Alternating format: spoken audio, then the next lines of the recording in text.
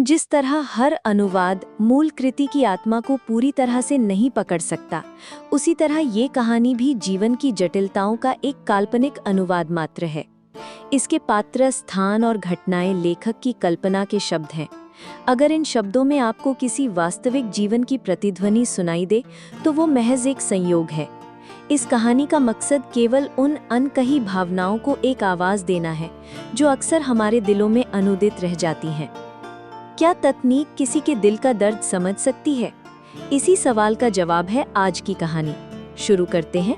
प्रज्ञा, आत्मा का अनुवाद। भिलाई की धूल और एक गहरा सपना।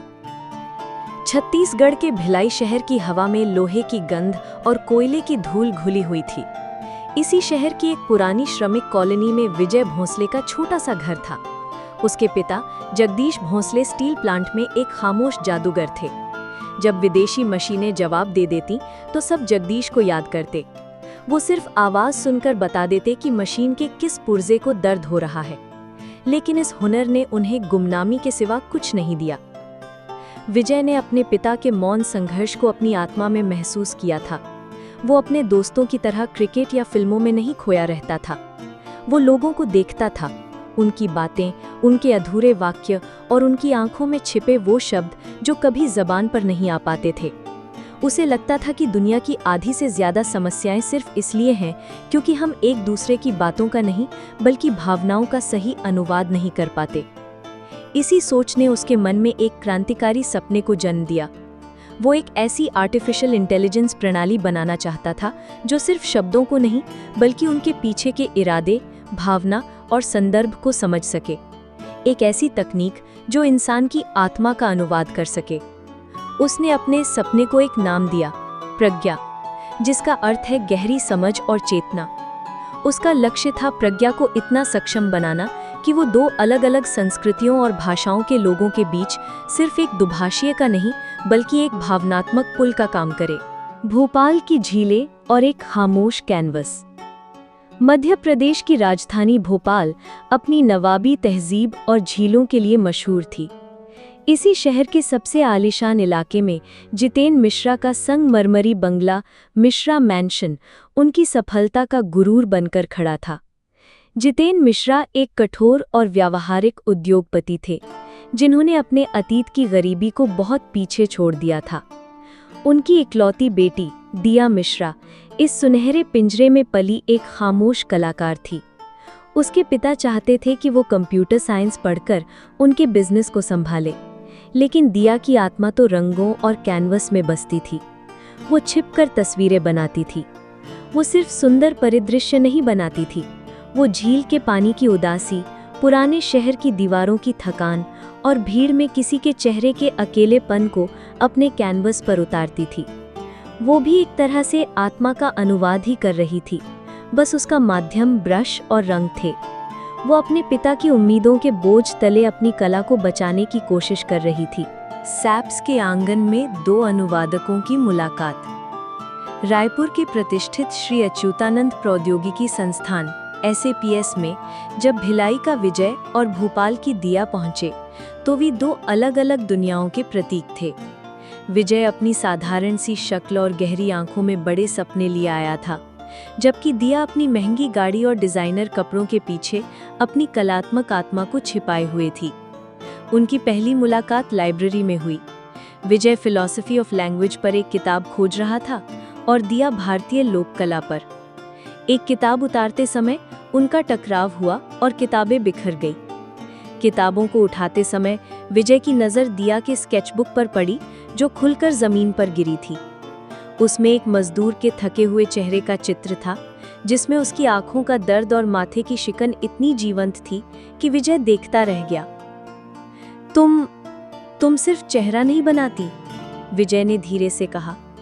तुम तो उसकी पूरी जिंदगी का अनुवाद कर देती हो। अनुवाद शब्द सुनकर दिया चौंक गई। उसने पहली बार किसी को अपनी कला को इस नज़र से देखते हुए पाया था। यहीं से उनकी दोस्ती की शुरुआत हुई। विजय उसे अपने प्रज्ञा प्रोजेक्ट के बारे में बताता और दिया उसे अपनी पेंटिंग्स के जरिए भावनाओं की दुनिया दिखाती। उन्हें एहसास हुआ कि वे दोनों एक ही काम कर रहे हैं, बस उनके रास्ते अलग हैं। प्रेम का अंकुरण।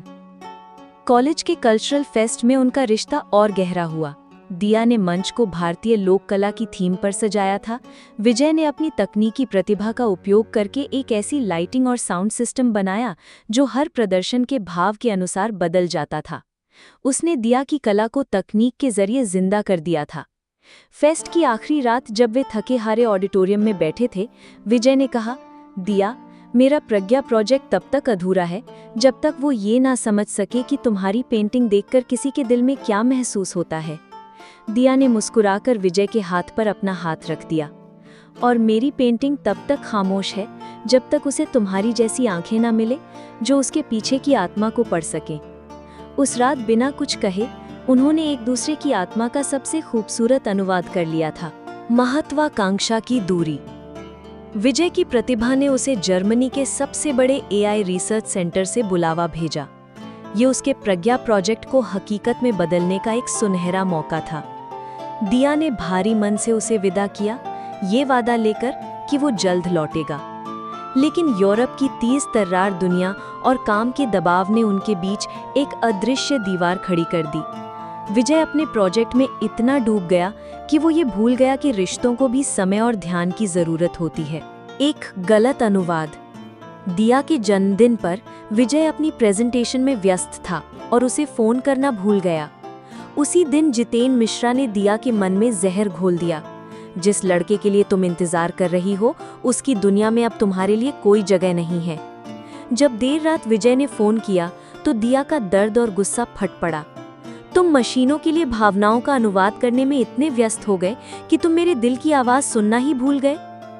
ये एक दर्दनाक बातचीत थी जहां दोनों ने एक दूसरे की बातों का गलत अनुवाद किया।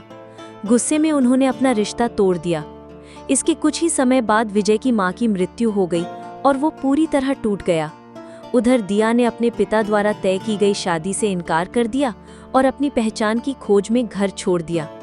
वो बस्तर के आदिवासी इलाकों में चली गई ताकि वो उनकी कला और भाषा को समझ सके जो विलुप्त होने की कगार पर थी। प्रज्ञा एआई का उदय। मां की मृत्यु और दिया को खोने के दर्द ने विजय को एक जुनूनी इंसान बना दिया। उसने दिन रात एक करके अपने सपने को साकार किया। उसने अपनी कंपनी प्रज्ञा एआई लॉन्च की और जल्द ही उसकी तकनीक ने दुनिया भर में धूम मचा दी। वो एक युवा अरबपति और टेक की दुनिया का बादशाह बन गया। लेकिन इस कामयाबी के शिखर पर वो बेहद अकेला था।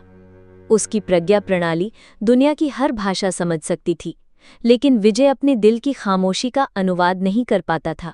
बस्तर की आत्मा। दूसरी ओर दिया ने बस्तर के आदिवासी कलाकारों के बीच अपनी जिंदगी का मकसद पाया। उसने उनकी कला, उनकी बोलियों और उनकी कहानियों को डिजिटल रूप से संरक्षित करने का काम शुरू किया। वो अब एक प्रसिद्ध मानव विज्ञानी और कला संरक्षक डॉक्टर दिया मिश्रा बन चुकी थी। उसने सीख लिया था कि किसी संस्कृति की आत्मा उसकी कला और भाषा में बसती है और अगर उसे न सहेजा गया तो वो हमेशा के लिए खो जाएगी। जड़ों की ओर वापसी। सफलता के चरम पर पहुंचकर विजय को एक खालीपन महसूस हुआ। उसे एहसास हुआ कि उसकी तकनीक में दिमाग तो है पर दिल नहीं है। उसने एक चौंकाने वाला फैसला लिया। वो अपनी कंपनी का ग्लोबल हेडक्वार्टर यूरोप से हटाकर भारत, रायपुर में लाएगा। उसका उद्देश्य सिर्फ व्यापार नहीं बल्कि अपनी तकनीक का उपयोग भारत की सांस्कृतिक विरासत को सहेजने के लिए करना था। जहां रास्ते फिर मिले।